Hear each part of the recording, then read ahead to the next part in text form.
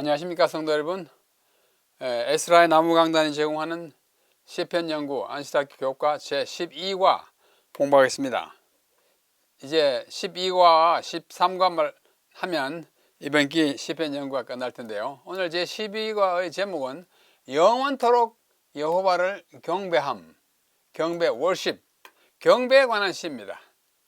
이 영어 제목은 Worship that never ends, 절대로 끝나지 않는, 결코 끝나지 않는 경배, 영원토록 여호와를 경배함, 이게 번역했습니다. 이 기억절에도 그 내용이 포함되어 있어요. 내가 평생토록 여호와께 노래하며 내가 살아있는 동안 내 하나님을 찬양하리로다. 우리는 앞에서 시편 연구에서도 그러하고 또 어휘 연구에서도 히브리 문학이 갖고 있는 독특한 그 특성 가운데 하나가 소위 대꾸법이라는 것입니다. 앞에 문장과 그 다음 문장의 내용이 같은데 말만 달라요. 내가 평생토록 살아있는 동안, 같은 말이잖아요.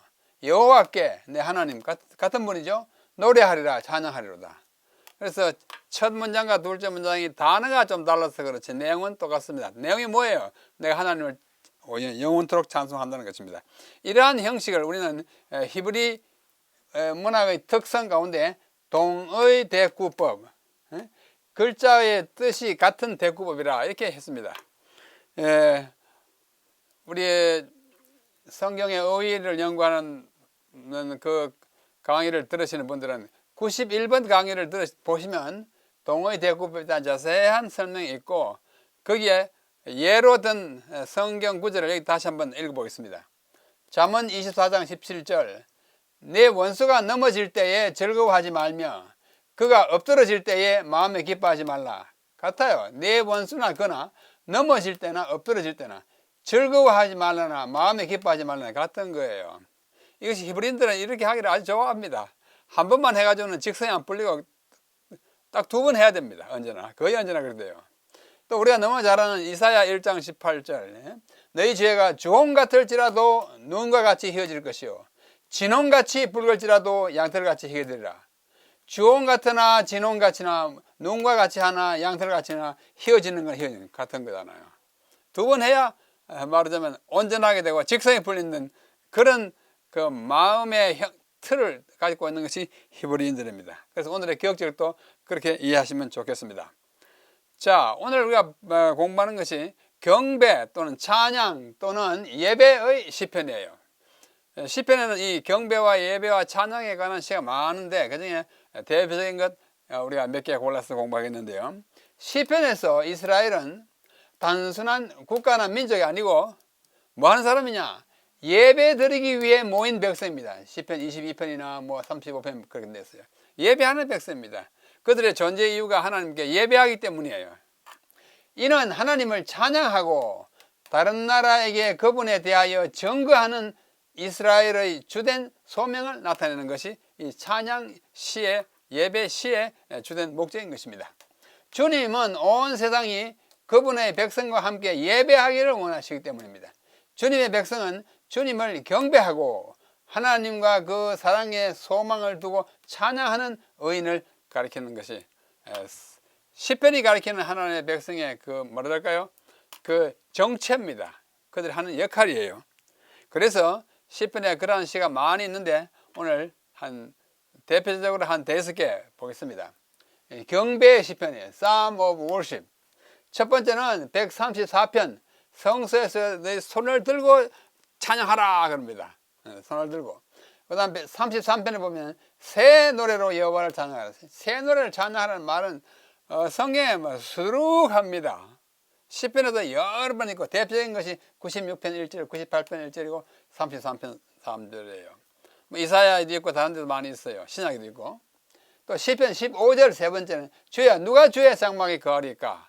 주의 장막은 하나님께서 계시는 성소입니다. 거기 뭐하러 갈까요? 예배하러 가는 것입니다. 찬양하러 가는 것입니다. 그래서 경배 예배 시편이라고 그래요. 96편은 또 성소에 대한 특별한 시예요. 열방 중에 주의 영광을 선포하라. 찬양하는 것입니다. 우리가 믿는 하나님은 이렇게 훌륭하신 창조주, 우리 왕이시다 노래하는 96편입니다. 그 다음에 마지막으로 시편 140편도 하나님이 예배를 기뻐하지 않은 때가 있어요. 우리가 예배하기 위해서 존재하지만은 야, 그 예배 그만해라 할 때가 있습니다. 뭐 좋은 의미가 아니고 그런 예배는 그만해라 이렇게 하는 시가 있습니다. 자, 먼저 시편 134편 첫째, 성소에서 너희 손을 들고 찬양하라 그럽니다. 시편 134편 1절로 3절을 읽어보겠습니다. 성전에 올라가는 노래 아시죠? 보라, 히브리 원문에 보라 있어요. 보라는 흰내입니다. 흰내인데 개역 한글판에는 이걸 빼버렸습니다.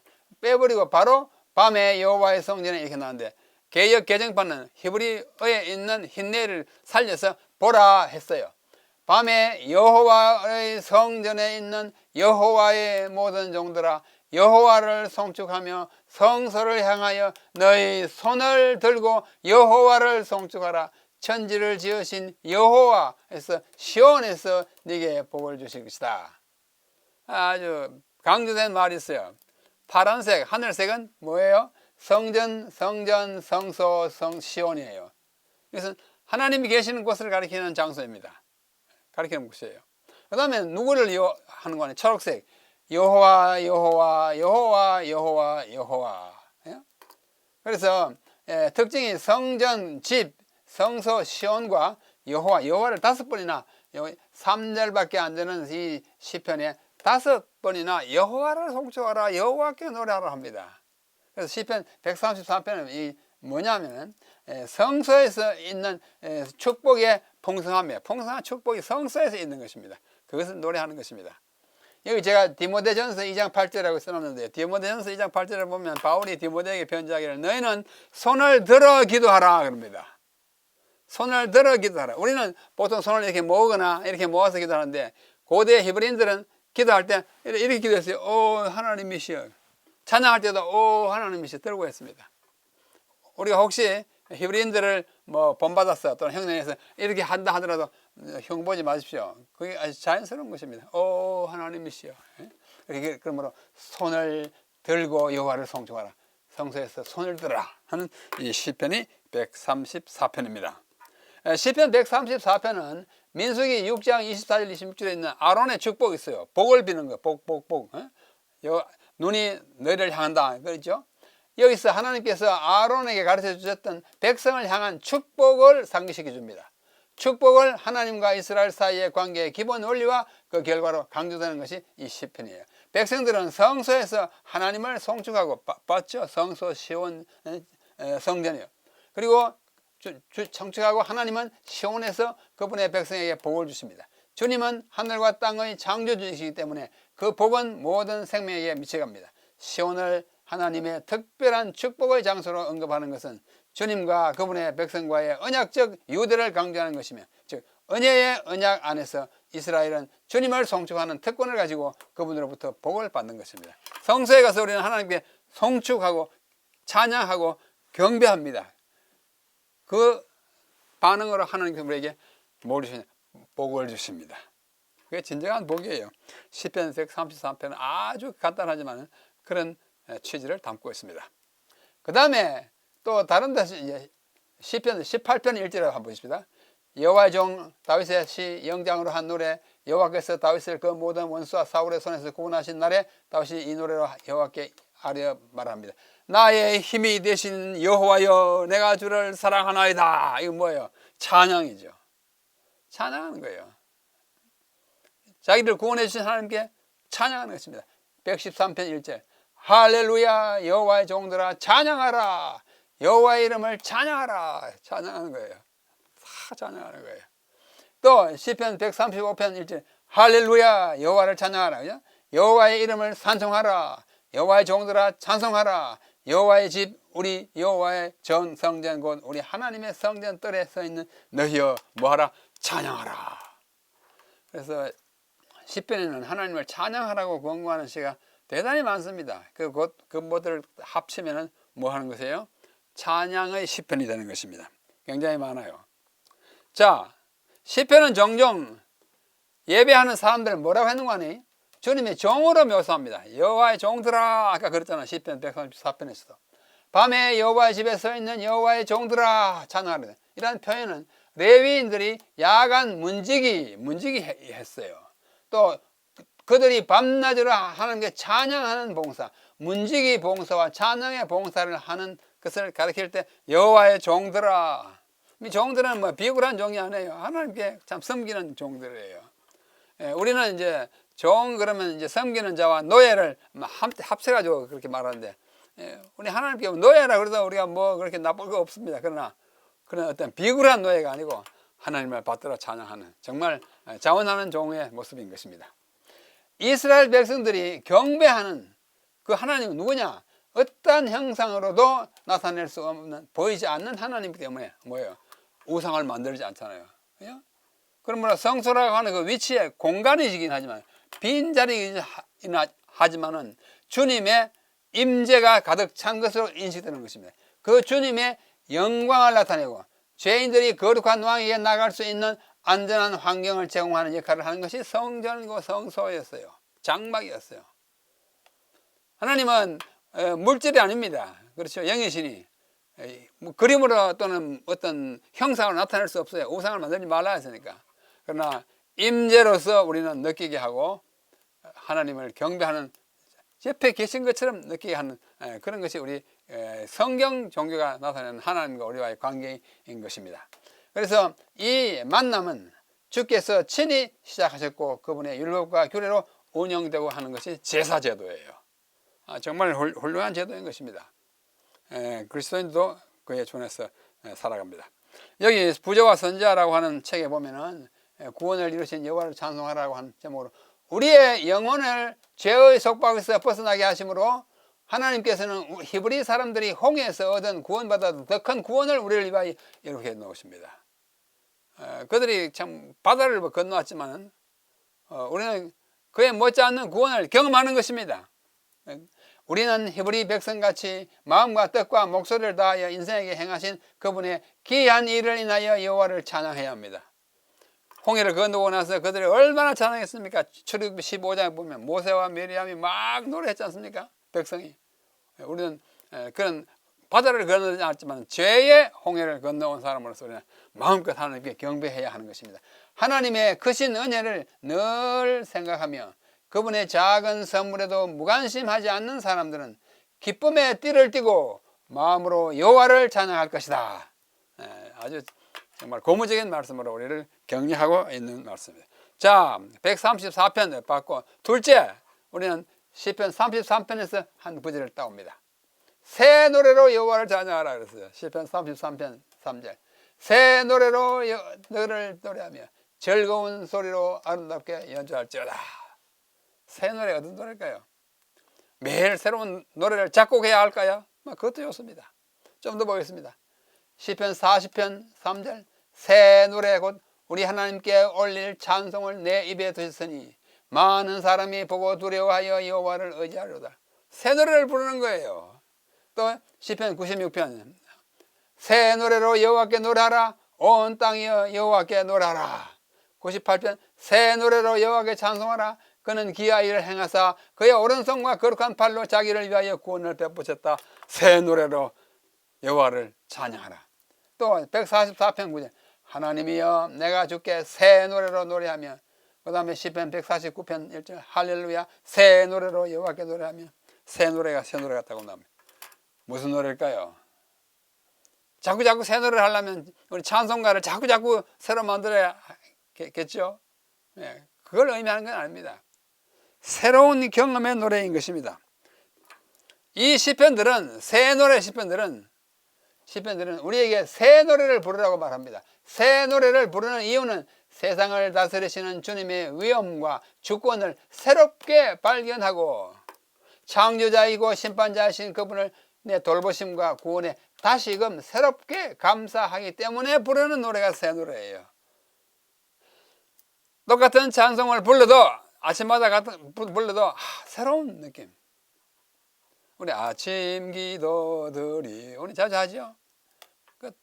부를 때마다 감흥이 다른 것입니다. 또 한 밤을 지나고 새 아침을 맞이했구나. 감사합니다. 감격의 노래예요. 그러므로 우리는 다시금 감사합니다. 원수와 죽음으로부터의 구원, 이스라엘을 향한 하나님의 특별한 은총, 이런 것들은 새 노래를 부르는 좀 더 개인적인 동기가 됩니다. 여러분 아침에 잠잘 때 정말 기뻐해야 합니다. 아, 지난밤에 죽은 사람이 그렇게도 많은데 또 새 아침을 맞이했구나. 특별히 새해를 맞이할 때 한 해 동안 죽은 사람이 많은데 또 새해를 맞이했구나. 나이 한 살 더 먹었구나. 한탄하지 말고 한 해를 더 산 것에 대한 감격을 하나님께 노래하는 것이 그리스도인의 삶의 모습인 것입니다.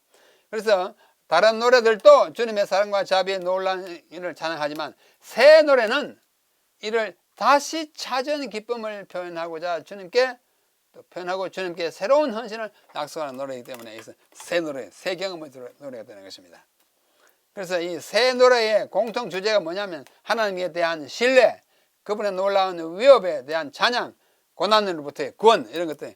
아침마다 참 구원이 새로워요. 저는 그런 감격을 거의 매일 느낍니다. 아침마다 너무 감사합니다. 아침마다 딱 눈 뜨면 오늘도 새 날을 맞이했구나. 그런 감격이 우리 모두에게 반복되면 얼마나 좋겠습니까? 자, 시편 42편 10절로 12절 보시죠.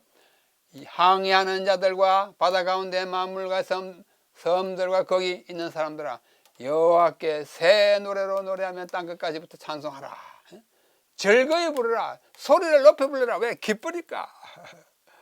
그냥 이만 하지 말고 기쁘게 다 바람을 똑똑하게 해야 합니다. 또 그것이 요한계시록 신약에 보면 그들이 새 노래로 불러 이르되 두루마리를 가지시고 그 인봉을 끄대기에 합당하시도다. 일찍이 죽임을 당하사 각 족속과 방언과 백성과 그 나라 사람들 피로 사서 하나님께 들으시고. 계시록 14장 3절 새 천사에게 그들이 새 노래를 불러 이르되 두루마리 가지고 새 노래 새 노래. 이 새 노래는 그냥 가사를 바꾼 노래가 아니고 새롭게 작곡한 노래가 아니고 질적으로 경험이 새로워진 노래예요. 예? 물론 뭐 곡이 다른 곡도 포함할 수 있습니다. 그렇게 불러야죠. 맨날 똑같은 잠이 부르기보다는 새로운 것을 필요한데, 그러나 그보다 더 선행하는 것은 내 경험이 새로운 노래인 것입니다. 그런 노래를 가지고 우리 하나님께 영광을 돌리면서 살아야 할 것입니다. 하나님의 백성 이스라엘은 그를 가까이 하는 백성입니다. 그를 가까이 하는 거예요. 항상 옆에 와요. 애정 어린 표현으로 묘사됐어요. 이는 이스라엘이 모든 피조물 중에서 가장 특별한 지위를 가지고 있으며 하나님을 찬양할 가장 큰 의무와 특권이 있음을 의미합니다. 따라서 성경은 모든 세대의 신자들에게 어린 양의 보혈로 말미암은 구원에 대한 각자의 경험을 담은 새 노래로 구원자이신 하나님을 찬양하라고 권고합니다. 시편에 96편 1절, 98편 1절 읽을 때마다 새 노래로 여호와를 찬양하라 노래를 할 때마다 구원에 대한 새로운 감격을 느끼게 되기를 바랍니다. 새 노래는 이전에 들어본 적이 없는 노래, 자신의 삶에서 하나님의 은혜를 생생하게 경험한 것을 기념하는 노래, 또 미래에 대한 경험을 하게 될 이전에는 몰랐던 하나님의 권능에 대한 소망을 표현하는 노래, 이 노래가 새 노래입니다. 여러분 이번 기 동안에 시편을 볼 때 기쁨이 충만합니까? 우리가 불평도 하나님께 하면 기도가 된다고 그러지 않습니까? 우리가 정말 마음을 열고 아주 통쾌하게 하나님 감사합니다 이렇게 노래를 부른다면 얼마나 좋겠습니까? 찬양의 새 노래를 들을 수 있다면 이 가리봉 기별에 엘렌 화이트가 쓴 것이에요. 주님께서는 저들에게 선한 감동을 주사 든든하게 하시며 저들 자신을 주님께 전적으로 바치시길 바란다. 그 다음이 참 나는 얼마나 간절히 영혼들이 회개하는 것을 보며 저들이 새 노래 곧 우리 하나님께 찬양한 노래를 듣기를 원했던가. 이 선지자가 그걸 참 자기가 다른 사람들이 새 노래를 부르면 좋겠는데 하는 간절한 소원을 가지고 있었다고 필요하는 거예요. 우리가 우리 스스로에게도 한번 적용해 볼 만한 말씀이십니다. 자, 세 번째는 시편 15편입니다. 누가 주의 장막에 거하리까? 지금 장막은 뭐한데요? 오늘 말하면 교회당이에요. 하나님을 만나는 곳이에요. 예배하는 장소예요. 구약시대 성소잖아요. 시편 15편 1절. 자, 다윗이십니다. 여호와여 주의 장막에 머무를 자 누구 오며 주의 성산에 사는 자 누구 오니까? 이게 뭐예요? 누구 사람 찾는 것입니까? 아니에요. 그 사람 정말 복된 사람입니다. 성소에 사는 자가 누굽니까? 복된 자로다. 주님의 장막에 거하는 것이 얼마나 큰 특권인가를 우리에게 보여주는 노래입니다. 정직하게 행하며 공의를 실천하며 그의 마음의 진실을 말하며 그의 혀로 남을 허물하지 아니하고 그 이웃에게 악을 행하지 아니하며 그의 이웃을 비방하지 아니하고 그의 눈은 망령된 자를 멸시하고 여호와를 두려워하는 자들을 존대하고 그의 마음에 서운한 것은 해로울지라도 변하지 아니하고 이자를 받기 위해 돈을 구워주지 않고 뇌물을 받고 그걸 하지 말고, 이런 자가 진정으로 주의 장막에 거하는 자와 같다 그거예요. 몸으로만 교회당 앞에 방을 세워놓고 자고 사는 사람이 아니라 진정으로 그 마음이 정직하고 공의롭고 진실하고 남을 허물하지 아니하고 악을 행하지 않는, 이것이 삶을 통해서 하나님을 찬양하는 진정으로 하나님의 장막에 거하는 자의 자격이다 그거예요. 얼마나 우리에게 소중한 것인지 모릅니다. 그런데 시편 15편으로부터 24편까지는 아주 재미있는 구조를 가지고 있어요. 물론 교과에 나오지 않지만은 성경 주석을, 우리가 근래 많은 성경 주석을 보면 아주 잘 배열해 놨습니다. 이게 카이어즘, 교차 구조를 가지고 있어요. 시편 15, 16, 17, 18, 19, 20, 21, 22, 23, 24가 A, B, C, D, E, D, C, B, A. 보십시오. 16장은 하나님이 백성을 축복합니다. 여호와는 나의 잔이다 이렇게 하고 축복하고, 마지막에 24장에 보면 여기나 성전문에서 하는 질문이 나옵니다. 15장에 머무를 자가 누구냐, 여기서는 오를 자가 누구냐. 15장과 24장이 이렇게 맞물려요. 그 다음에 하나님의 백성을 축복합니다.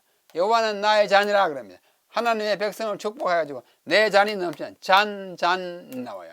그 다음에 원수들로부터 구원해 주기를 구하는 기도가 나옵니다. 또 22장에도 원수들로부터 구원해 주기를, 같은 내용이에요. 그 다음 18장은 전투에 관한 왕의 시편입니다. 여기도 전투에 관한 왕의 시편이 똑같아요. 19편이 이 카이아즘의 축입니다. 축, 엑시스, 축이에요. 이렇게 갖다 축을 이루어 그다음 그거예요. A, B, C, D, E가 축이에요. 축이 뭐냐? 19편에 토라 시편입니다. 율법은 완전하다. 19편은 유명한 율법시 아닙니까? 그래서 이것을 15편부터 24편까지 아주 거시적으로 시편을 이렇게 보면, 이렇게 하다 이렇게 카이어즘을 이루고 있구나.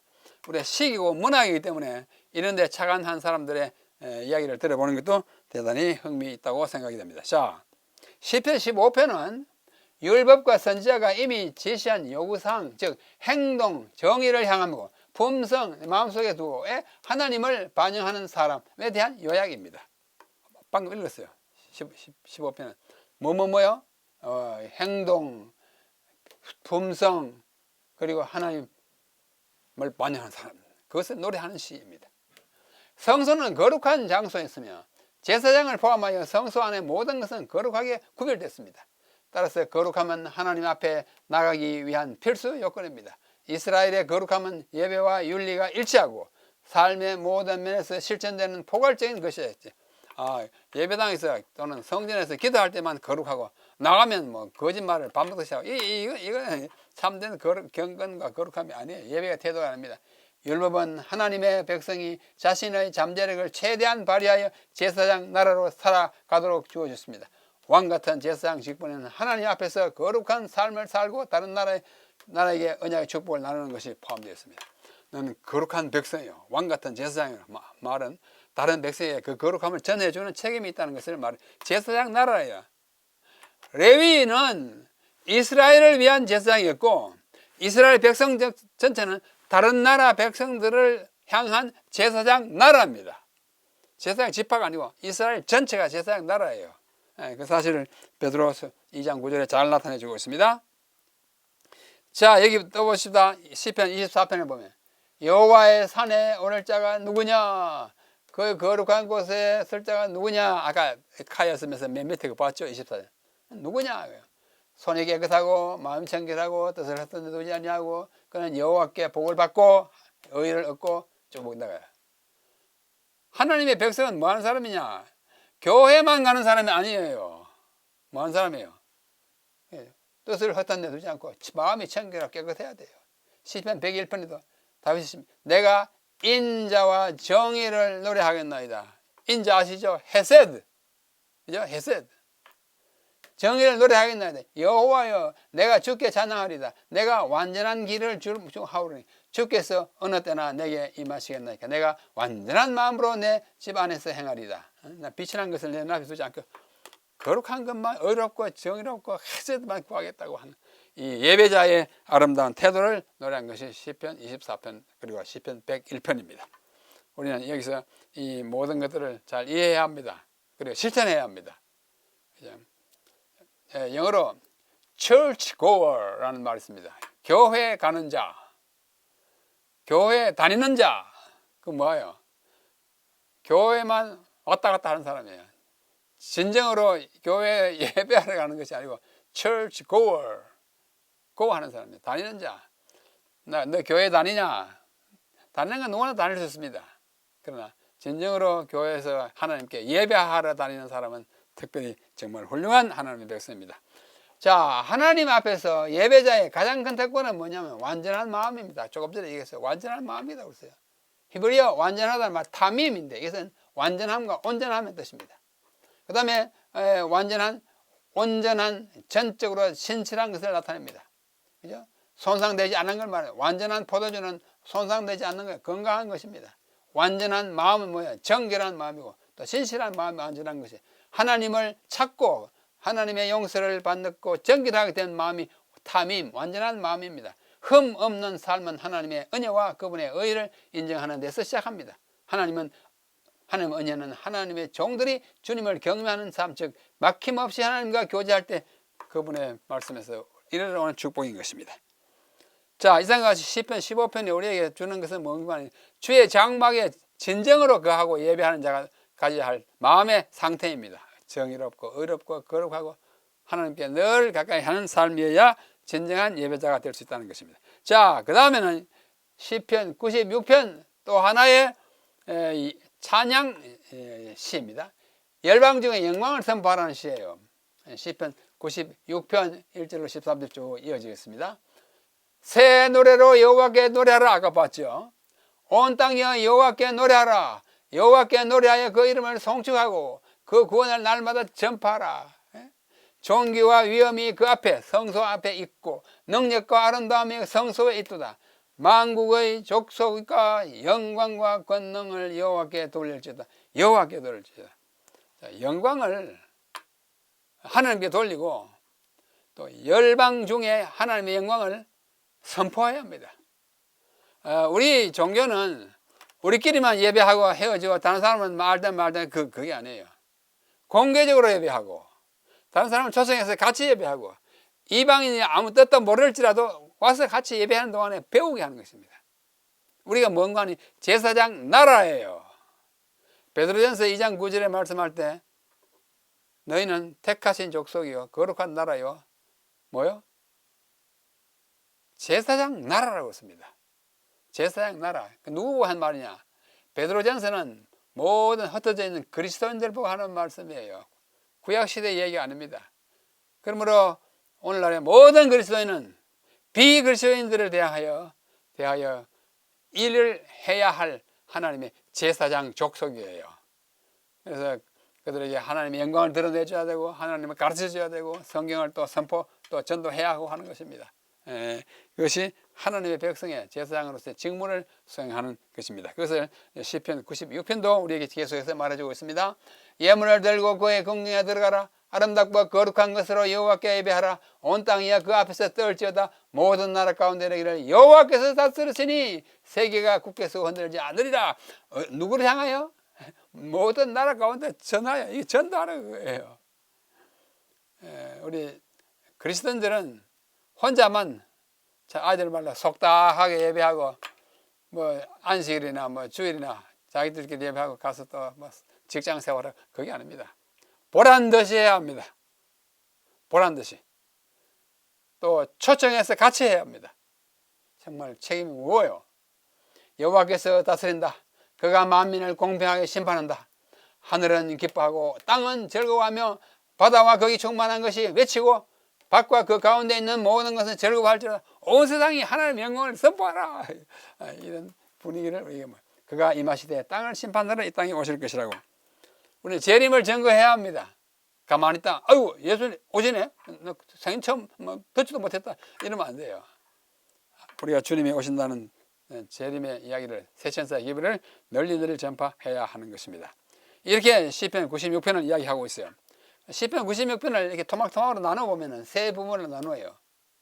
방금 읽었는데요. 첫 번째 권고가 있어요. 96편 1절로 6절인데 여호와께 경배하라는 권고가 1절로 3절이고 그 권고에 대한 이유야. 그가 왕이시오 창조자이기 때문에. 두 번째 권고는 96편 7절로 10절인데 여호와께 또 경배하라 그러면 찬양하라 경배하라 그랬죠. 모든 나라들아 찬양하라. 왜? 그 권고에 대한 이유가 또 있어요. 이것이 우리를 먹이시고 우리를 기르신 세 번째 권고가 또 나옵니다. 여호와께 경배하라 11절. 권고는 뭐예요? 그가 마지막에 우리를 다스리러 오신다. 그래서 이 세 토막으로 딱 나눠져 있는데 각자 혼자서 보실 때 이걸 보시고 보면은 더 이해가 잘 되리라고 생각합니다. 자, 예배하는 우리 백성들에 있어서 1차적인 요건은 하나님의 임재를 의식하는 것입니다. 하나님 앞에 계신다. 하나님이 성소에 계신다고 생각하면 들어가자마자 뭐 잡담이나 농담하지 않죠. 그렇죠? 하나님이 계신다. 기도하고 찬양 앉아서 혹 옆에 사람과 해야 할 일이 있다면 아주 정중하고 또 아주 나가서 엄숙하게 또는 아주 정말 예모 있게 하는 것이 필요합니다. 예배에는 여호와께 노래하는 것이 필요합니다. 그래서 찬송하여 또 그의 이름을 송축해야 합니다. 96편 2절에 그랬잖아요. 또 그의 선하심과 위대함을 선포해야 합니다. 3절 4절. 예물을 들고 공기에 들어가야 합니다. 8절에. 이 다 포함된 것이 예배예요. 시편은 예배의 친숙한 특징 외에 만민 가운데 주님의 나라를 선포하는 복음의 차원을 강조하고 전파라 알리하라 백성 산이 덜이 막 다 알리하라 그래요. 그래서 우리 어떤 면에 성경 종교는 좀 북적거리는 종교입니다. 막 좀 소음을 내서라도 하나님이 계심을 알리하는 종교예요. 조용하기만 혼자서 뭐 정적을 기할 때 있긴 하지만은 찬양하고 큰 묵자부 막 쳐가면서 우리 문화에 그게 안 맞아서 안 하지만 이스라엘 백성들은 큰 소고 치고 막 그렇잖아요. 예배의 요소들과 복음 선포는 별개의 행동이 아니에요. 예배의 다양한 표현입니다. 예배의 표현 가운데 하나가 뭐예요? 전도예요.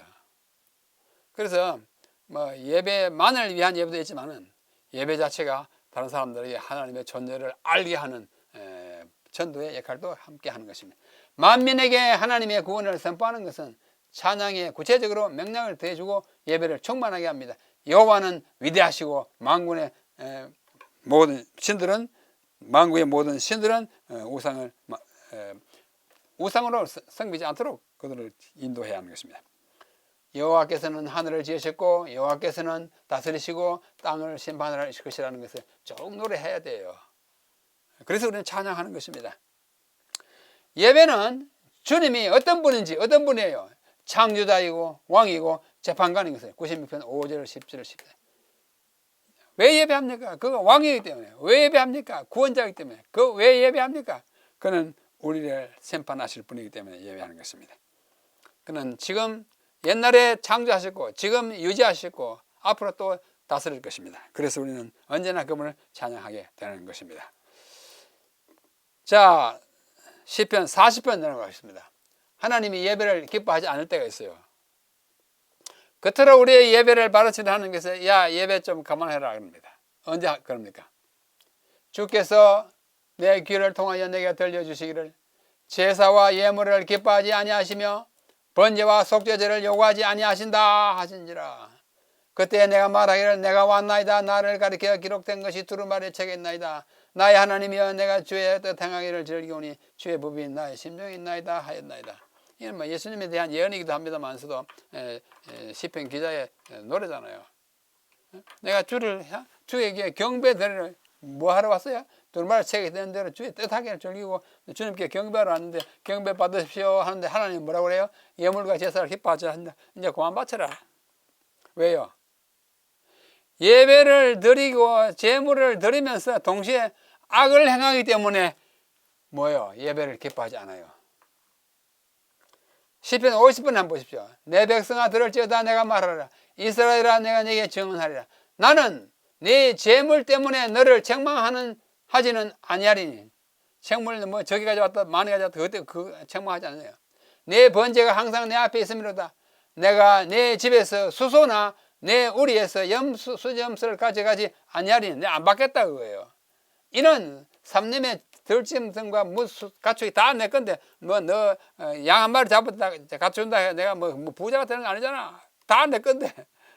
그런 논리예요. 산의 모든 새들도 내가 아는 것이고 들의 짐승도 다 내 것이니 내가 가령 줄여도 내게 이르지 아니할 것이고 너 암만 그래도 내가 너에게서 받지 않겠다. 왜? 진정으로 바치지 않는 것이기 때문입니다. 진정으로 바치지 않는 것이기 때문입니다. 재물을 드리면서 악을 행하는 것은 하나님께서 참을 수가 없다고 말씀하십니다. 또 그 유명한 다윗의 시편 51편이에요. 왜요? 주께서 제사를 기뻐하지 아니하시나니. 왜? 진짜 원하는 건 뭐야? 그 제사를 통해서 우리가 의인이 되는 것인데 그렇지 않냐면 내가 들었을 때 하나님 나에게 제물을 받아서 무엇하시겠느냐? 주는 번제를 기뻐하지 아니하시나이다. 하나님께서 구하시는 제사는 무슨 제사냐? 상한 심령이에요. 이게 진짜 제사예요. 회개하는 마음이에요. 죄를 슬퍼하는 마음, 이것이 진정한 제사예요. 하나님이여 상하고 통회하는 마음을 주께서 멸시치 아니하시리이다. 주의 은택으로 시온의 선을 행하시고 예루살렘 성을 쌓으소서. 그때 주께서 의로운 제사와 번제와 온전한 번제를 기뻐하시리니. 왜? 우리가 하나님께 온전히 의롭게 나아갈 때 하나님은 정말로 기뻐하신다는 것입니다. 우리가 행동에서는 윤리적인 삶을 도무지 살지 않으면서 재물만 갖다 바칠 때 더 거절하십니다. 그런 성경 구절이 우리 시편 기자들은 선지자들과 마찬가지로 예배가 본래의 의미를 잃는 것을 견책합니다. 하나님 고기 잡수시고 싶어가지고 제사 우리를 드리게 하는 건 아니잖아요. 이 구절들은 주께서 이스라엘의 제사와 절기를 기뻐하지 않으신다는 것이 아니라 그것을 혐오하게 만드는 예배와 영성 사이의 심각한 괴리에 대해서 말하고, 너 신체 생활하고 예배할 텐데 너무 다르다. 너 인간이 이게 대먹지 않은 것입니다. 그러니까 집어치워라. 이사야가 말했죠. 마당만 밟지 마라. 그렇게 말씀하죠. 하나님은 백성의 제사와 번제물이 아니라 그들의 삶에서 행한 악과 불의한 행위를 책망하는 거예요. 제사 자체를 책망하는 거 아니에요. 시편은 제사와 예배가 아니라 예배자들이 이러한 불의 가운데 드리는 헛된 제사와 공헌한 예배를 반대하고 있는 것입니다. 우리가 그 취지를 잘 이해해야 할 것입니다.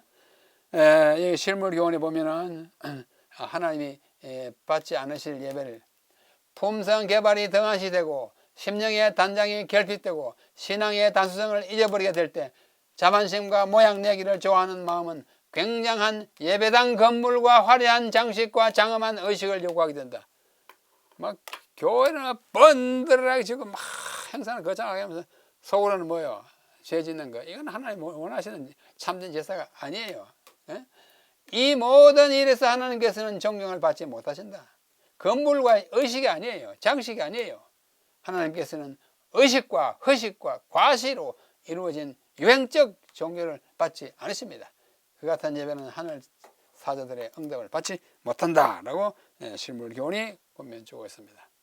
우리 모두 참으로 훌륭한 예배자가 되기를 간절히 바랍니다. 자, 더 깊은 연구를 위하여 예배의 핵심에는 참된 회개가 필수적입니다.